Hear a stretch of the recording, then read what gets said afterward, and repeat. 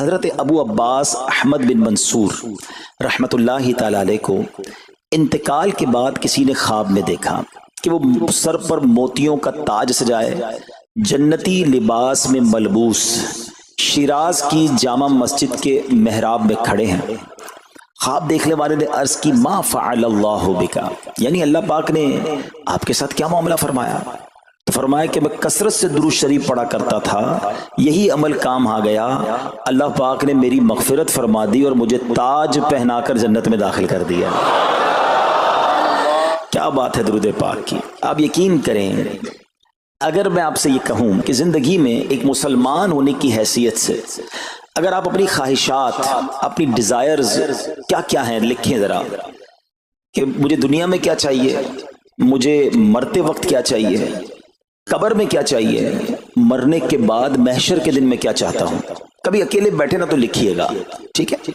اور اب میں آپ کو بہت ساری حدیثوں کا کچھ نچوڑ پیش کرنے جا رہا ہوں، سنتے جائیے اور سبحان اللہ بھی کہتے جائیے۔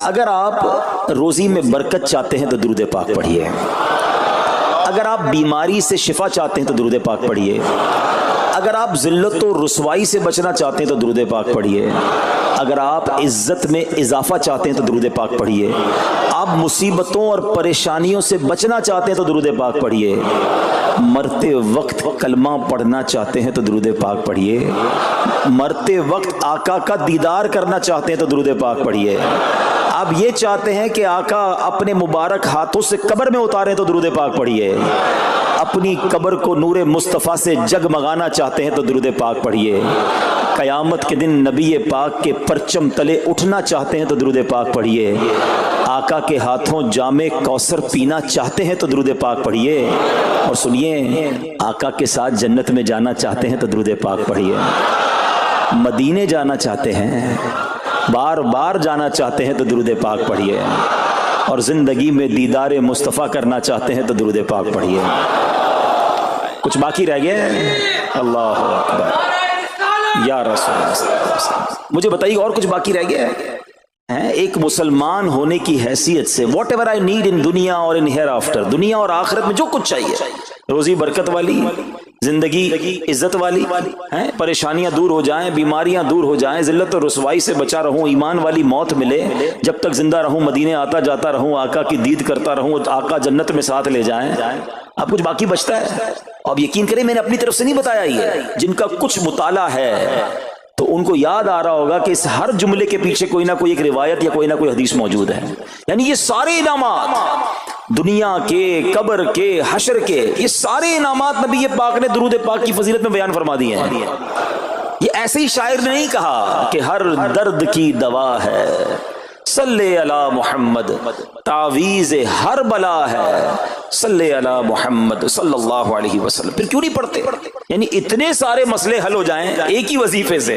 لوگ پوچھتے رہتے ہیں کوئی وظیفہ بتا دیں، روزی میں برکت کا بتا دیں، پریشانی دور ہو جائے بتا دیں، مدینے کا کوئی وظیفہ بتا دیں، تو یہ سارے وظیفے درود پاک میں چھپے ہوئے ہیں۔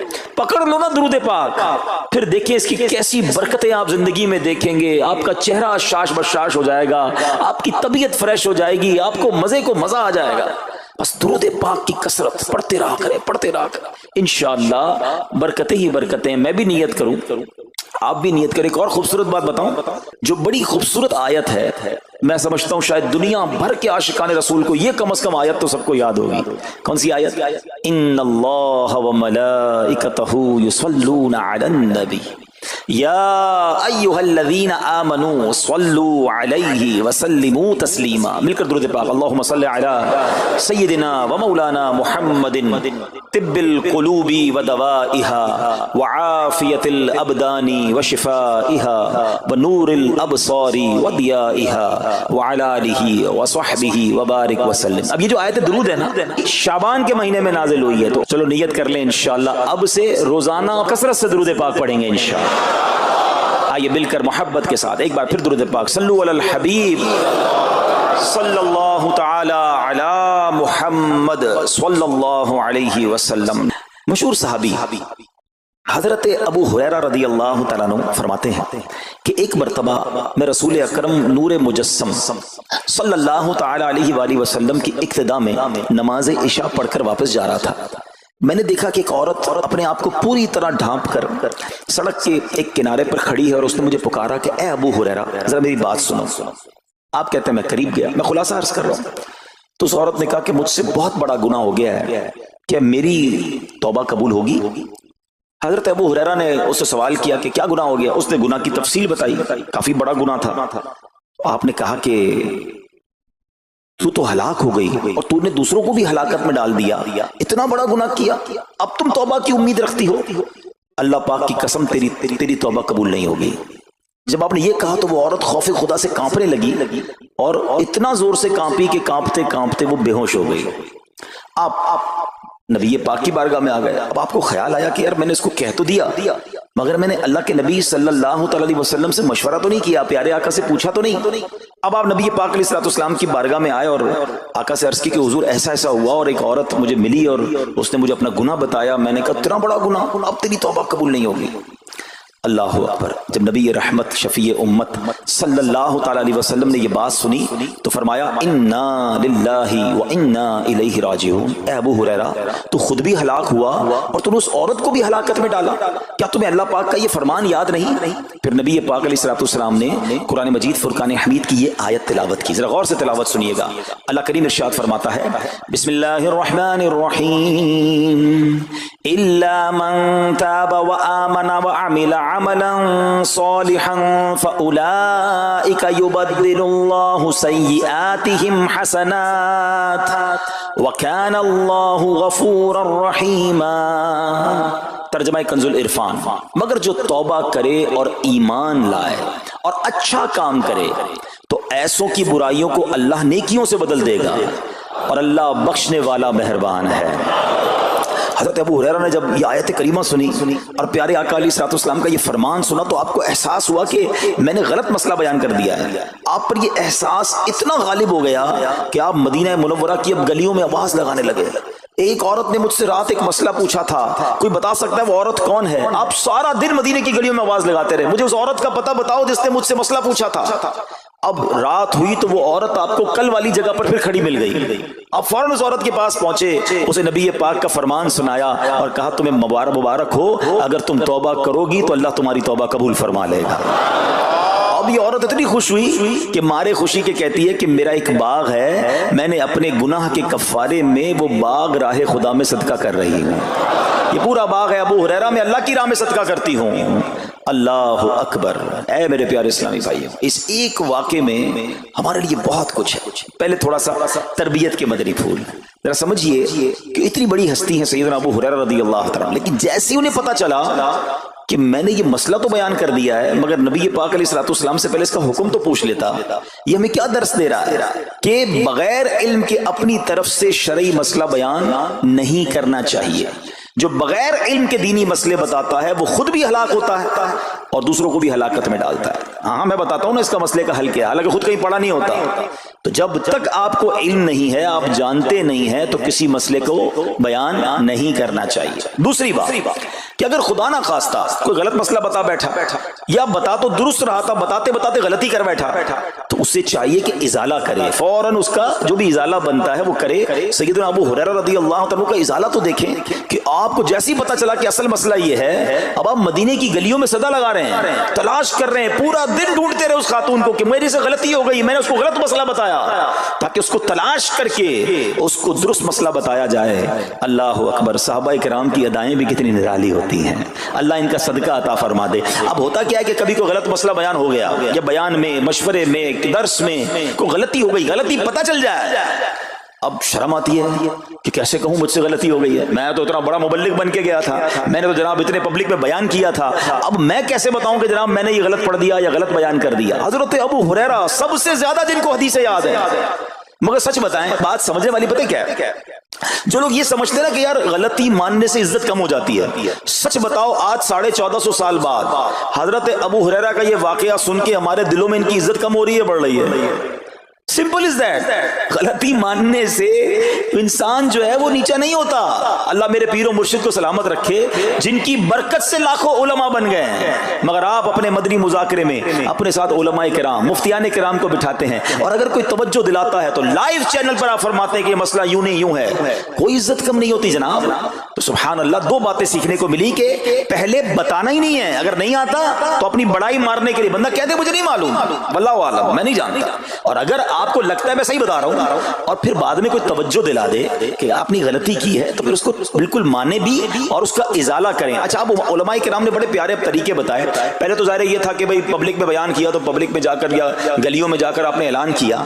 अब तो सोशल मीडिया का जमाना है, कुछ वीडियो बना के डाल रहे होते हैं, इंस्टाग्राम तो ट्विटर तो पता नहीं क्या क्या चीजें, मोबाइल फोन, फेसबुक, यूट्यूब, तो अब गलत गलत मसले लोग शेयर कर रहे हैं। एक ये बड़ा मसला पता है क्या हो गया, हमारे मोबाइल पे जैसे ही कोई वीडियो क्लिप आया, किसी का भी आया, या कोई पोस्ट आ गई, कोई फजीलत ही आ गई, ना चेक करना है ना कुछ करना है, उसको फौरन फॉरवर्ड कर देना है। हालांकि उसमें बाज़ औक़ात गलत मसले होते हैं, बाज़ औक़ात गलत हदीसें होती हैं, हमें पता ही नहीं होता, हम समझते हैं आगे शेयर कर दें। अच्छा, शेयर करने वालों का भी बड़ा मसला है। अगर कोई वजीफा, कोई नफल, कोई भी चीज है, खुद पढ़नी नहीं है, आगे 100 लोगों को भेज देनी है, पहले खुद तो पढ़ो। अच्छा, खुद भी पढ़ने से पहले कहां चेक करवाया? तो प्लीज, ये शरीयत के मामलात हैं, इसमें बड़ी गलती हो सकती है। तो अगर आपको कोई भी चीज शेयर करनी है तो बेस्ट ऑप्शन ये है कि dawat-islami.net, ये दावत इस्लामी की वेबसाइट है, उस पर एक गैलरी का ऑप्शन है, आप वहां जाइए, वो मुफ्तियाने किराम से चेक हुई पोस्टें पड़ी हुई हैं, आप वहां से पोस्ट उठाएं, उसको शेयर कर दें, बिंदास करें, कोई टेंशन नहीं है, क्योंकि वो उलमा ने चेक की हुई है। मगर हर आने वाली पोस्ट, हर आने वाली वीडियो को आगे बढ़ा देना, तो मशवरा यही है कि ये बड़ा सख्त मामला है। क्योंकि याद रखिए, कुरान मजीद फुरकान हमीद में अल्लाह ताला इरशाद फरमाता है, वमन अज़लमु मिम्मन इफ्तरा अलल्लाहि कज़िबन, और उससे बढ़कर जालिम कौन जो अल्लाह पर झूठ बांधे। अच्छा, इसके बारे में उलमा फरमाते हैं कि अल्लाह पर झूठ बांधने वाला सबसे बड़ा जालिम है। जब हम किसी को दीनी मसला बताते हैं तो उसका मतलब क्या होता है कि अल्लाह ने फरमाया या अल्लाह के हबीब अलैहिस्सलाम ने फरमाया। इसका मतलब अगर ऐसा नहीं है तो ये अल्लाह पर झूठ बांधना हो गया ना। हमने तो कहा मुझे तो पता नहीं था, किसी ने पोस्ट भेजी थी, किसी ने बताया था, अच्छा मैंने कहीं सुना था। अब कई लोगों की तो आदत पता क्या है, उनके साथ बैठो ना थोड़ी देर थोड़ी बात कहेंगे, अल्लाह ये फरमाता है, अल्लाह ने कुरान में ये फरमाया, पूछो किधर फरमाया, बोला ये नहीं पता, अल्लाह कुरान में ही कहता है। भाई कहां कहता है बताओ ना, आयत दिखाओ।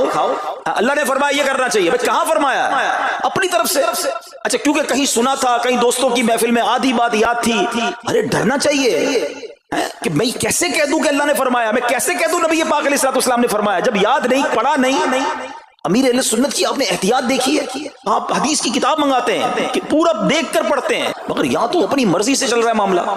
खुदा के वास्ते हम समझ रहे सवाब कमा रहे हैं, और ऐसा ना हो कि गुनाह जारिया वाले काम हो रहे हो। तो मैंने आपको आसान हल बता दिया कि दावत इस्लामी के जो ऑफिशियल सोशल मीडिया के पेजेस हैं, अगर आपको शौक है तो वहां से कोई पोस्ट उठा लें, वहां से कोई चीज उठाएं और उसको शेयर करें। बाकी खुदारा इन कामों को अपनी मर्जी से आगे ना करें, कहीं हम गुनाहगार ना हो। तो एक बात तो हमें इस पूरे वाक़े से सैयदुना अबू हुरैरा रज़ियल्लाहु तआला को जो अंदाज, आपकी आजिज़ी, आपका इजाला करना, आपका उस औरत को तलाश करना, ये सिखा रहा है कि मसला गलत बयान करना कितना बड़ा मसला है। अल्लाह करे कि हम इसको समझें। अब दूसरी खूबसूरत बात, आए हाय, औरत का गुनाह है, बड़ा गुनाह है, मगर नबी पाक ने जो आयत बयान फरमा दी और जो उस तक पैगाम पहुंचाया कि तौबा कर लो, मेरा रब तौबा कबूल फरमा लेगा। हाय हाय मेरे प्यारे इस्लामी भाइयों, कितना ही बड़ा गुनाह क्यों ना हो जाए, अल्लाह से मायूस नहीं होना है, उसकी रहमत से मायूस नहीं होना है। क्योंकि मेरे आका मदीने वाले मुस्तफ़ा सल्लल्लाहु अलैहि वसल्लम फरमाते हैं, अत्ताइबु मिनज़्ज़म्बि कमल्ला ज़म्बला, गुनाहों से तौबा करने वाला ऐसा है जैसा उसने गुनाह किया ही नहीं है। खत्म, नल एंड वॉइड, डिलीटेड।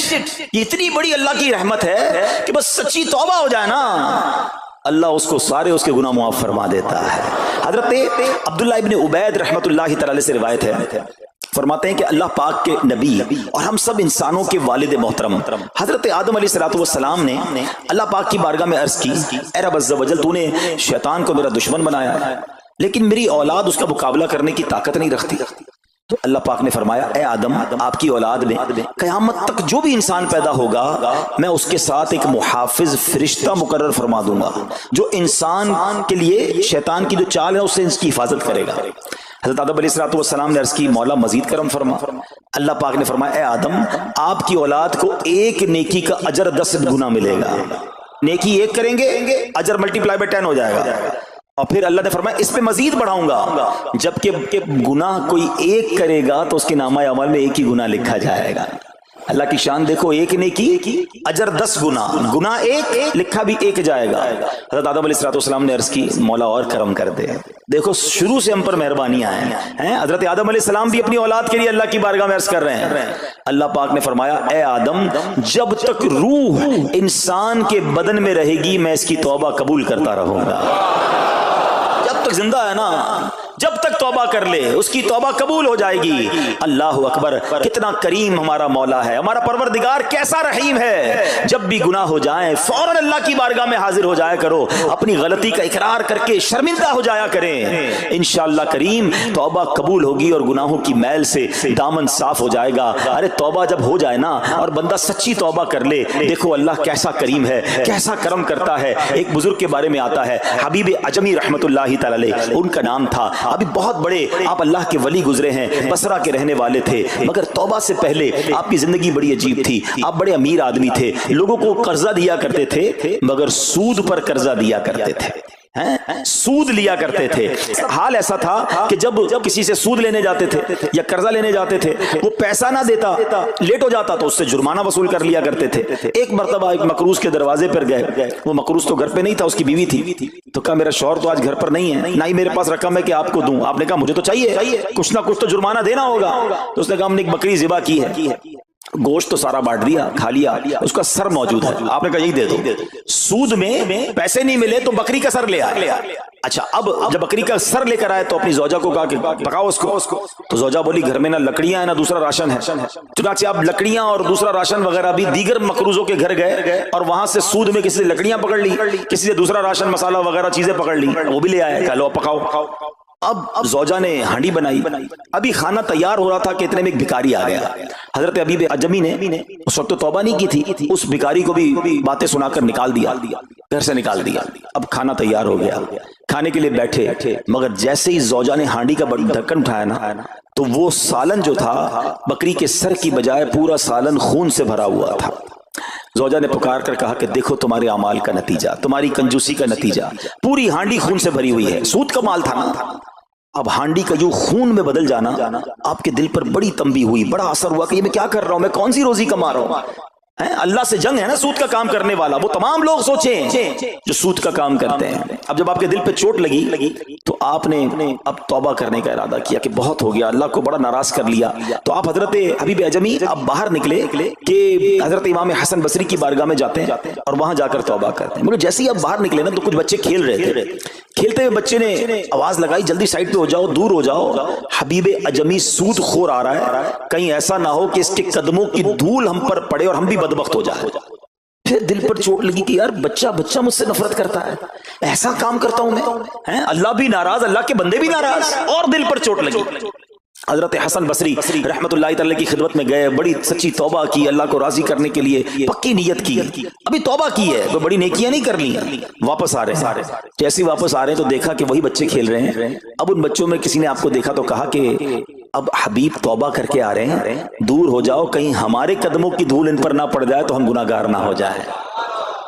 تھوڑی دیر پہلے یہ بچے کہہ رہے ہیں کہ دور ہو جاؤ، ان کی دھول پڑ گئی تو ہم بدبخت ہو جائیں گے، سود خور جا رہا، ارے ابھی توبہ کی ہے۔ اور اللہ نے اپنے بندوں اور مخلوق کے دل میں کیسی محبت ڈال دی کہ بچے کہہ رہے ہیں دور ہو جاؤ، ہمارے قدموں کی دھول حضرت حبیب پر نہ پڑ جائے، ہم گناہگار نہ ہو جائیں۔ اب جناب بڑا دل پہ اور اثر ہوا کہ مالک تیری قدرت، ابھی تو توبہ کی ہے اور میری نیک نامی کا اعلان تو نے اپنی مخلوق سے کروا دیا، سب کے حقوق ادا کیے، سودی لین دین تھا سب ختم کیا، اللہ پاک کی عبادت میں مصروف ہو گئے، اللہ نے ولایت کا سرتاج بنا دیا، اپنا ولی بنا دیا۔ اے میرے پیارے اسلامی بھائیوں، یہ ہے توبہ، اللہ اکبر۔ اے میرے پیارے اسلامی بھائیوں، پتہ یہ چلا کہ عزت دوبارہ مل جاتی ہے، شرط صرف ایک ہے کہ آدمی صحیح راستہ اختیار کر لے۔ اولیاء کرام کی سیرت پڑھ کر دیکھیں، ہزاروں اولیاء کرام ایسے ہیں جو توبہ سے پہلے گناہوں میں مشغول تھے، معاشرے میں انہیں بری نگاہ سے دیکھا جاتا تھا، لوگ ان سے نفرت کیا کرتے تھے، مگر جب اللہ کی طرف آ گئے تو کیا کمال ہوا کہ اب جناب لوگوں کے دلوں میں تو دلوں میں، جانوروں کے دلوں میں بھی اللہ نے اپنی مخلوق کے دلوں میں ان کی عزت ڈال دی، کیونکہ عزت کس کے پاس ہے؟ رب کے پاس ہے۔ دلوں کا اختیار کس کے پاس ہے؟ وہ رب کے پاس ہے۔ آسمان ولایت کا ایک اور چمکتا ستارہ حضرت فضیل بن عیاض رحمت اللہ تعالی علیہ توبہ سے پہلے ڈاکو تھے، جی ہاں، آپ کتنا بڑا نام ہے ولیوں میں، مگر آپ ایک ڈاکو تھے. اور یہ کوئی کہانی نہیں، واقعی حقیقت ہے کہ رات کو جب بچہ سوتا نہیں تھا تو مائیں کہا کرتی تھی بیٹا سو جاؤ ورنہ فضیل ڈاکو آ جائے گا.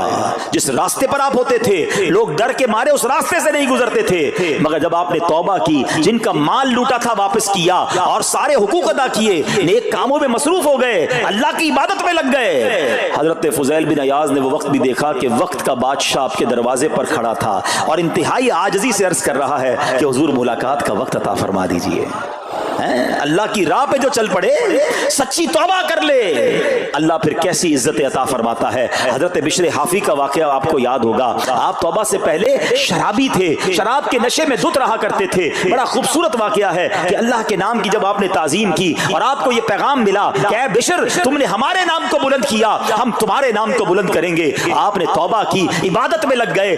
اللہ تعالیٰ کی معرفت کا عالم یہ تھا کہ آپ ننگے پیر رہا کرتے تھے. حافی کہتے ننگے پیر رہنے والوں کو، اب جب آپ ننگے پیر گلیوں میں گھوما کرتے تو اس شہر کے جانور راستے پر نجاست نہیں کرتے تھے. کیوں نہیں کرتے تھے؟ کہ حضرت بشر ننگے پاؤں رہتے ہیں، کہیں ان کے پیر گندے نہ ہو جائیں. ارے وہ شخص جو توبہ سے پہلے شرابی ہے اب جانور بھی ادب کر رہے ہیں. بلکہ عالم یہ تھا کہ ایک چرواہے کے ایک جانور نے راستے پر گندگی کر دی تو اس نے کہا ہو نہ ہو لگتا ہے حضرت بشر کا انتقال ہو گیا ہے. جب معلوم کیا تو پتا چلا کہ ہاں حضرت بشر حافی کا انتقال ہو گیا. اللہ اکبر! گویا اللہ نے جانوروں کے دلوں کے اندر بھی ان کی عزت ڈال دی، کیونکہ انہوں نے رب کی بارگاہ میں سر جھکایا. انہوں نے دنیا والوں کی پرواہ نہ کی، انہوں نے رب کو راضی کرنے کی فکر کی. تو اے میرے پیارے اسلامی بھائیوں، یہ خیال دل سے نکال دو کہ جناب عزت پیسے سے ملتی ہے، عزت شہرت سے ملتی ہے. جناب سوٹ بوٹ ہو، ذرا اچھے کپڑے پہنوں، اچھی جناب لگژری گاڑی سے اتروں گا تب عزت ملے گی. ارے جناب مہنگا موبائل ہاتھ میں ہوگا تب عزت ملے گی. عالی شان کوٹھیوں میں رہوں گا تب عزت ملے گی. یہ بھول ہے تمہاری.